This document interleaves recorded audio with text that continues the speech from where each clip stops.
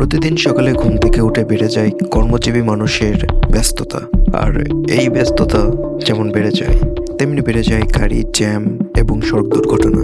এই দুর্ঘটনা থেকে রক্ষা পেতে আমাদের মাথা ঠান্ডা রেখে চালাতে হয় গাড়ি, কারণ আপনার সচেতনতায় রক্ষা পেতে পারে হাজারো মানুষের জীবন। অনেকে মানছে না ট্রাফিক আইন, হামেশাই ঘটছে দুর্ঘটনা, প্রাণ হারাচ্ছে চালক ও আরোহী।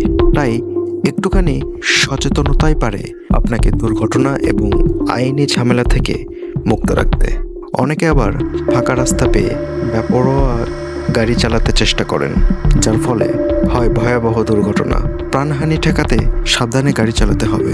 মনে রাখবেন, একটি দুর্ঘটনা সারা জীবনের জন্য কান্না। বিশ্লেষকরা বলছেন, অল্প দক্ষ বা অদক্ষ চালক দিয়ে গাড়ি চালানোই সড়ক দুর্ঘটনার অন্যতম প্রধান কারণ। বেপরোয়া গাড়ি চালাতে গিয়ে যাতে জীবনহানি না হয় সেদিকে অবশ্যই খেয়াল রাখতে হবে।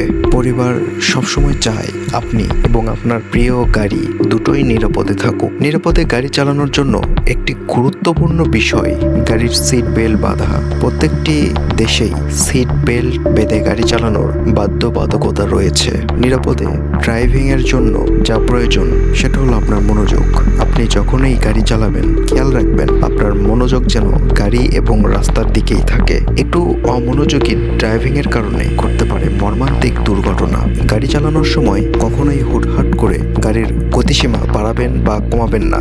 হুটহাট গাড়ির গতি বাড়ানো বা কমানো প্রায়শই বড় দুর্ঘটনার কারণ হয়ে দাঁড়ায়। তাই যতদূর সম্ভব এই বিষয়টি মেনে গাড়ি চালানোর চেষ্টা করবেন। গাড়িতে চড়ে অনেক যাত্রী আছেন যারা ভাড়া ছাড়াও বিভিন্ন বিষয় নিয়ে ড্রাইভারের সঙ্গে কথা বলা থেকে শুরু করে হাতাহাতি পর্যায়ে চলে যান। এটি কোনোভাবেই ঠিক নয়। গাড়ি চালানোর সময় কথা বলা থেকে বিরত থাকুন।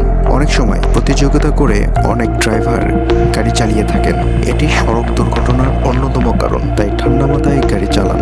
আর মনে রাখবেন, আপনি গাড়ি চালানোর প্রতিযোগিতায় নামেননি, নিরাপদে নিজ গন্তব্যে পৌঁছাতে গাড়ি চালাচ্ছেন। গাড়ি চালানোর সময় চালক নেশাগ্রস্ত থাকার কারণে দুর্ঘটনা ঘটে। আমাদের দেশের বেশিরভাগ পাবলিক বাসের দুর্ঘটনার কারণ নেশাগ্রস্ত চালক। তাই নেশাগ্রস্ত অবস্থায় গাড়ি চালাবেন না। একটি কথা মনে রাখবেন, একটি দুর্ঘটনা সারা জীবনের জন্য কান্না।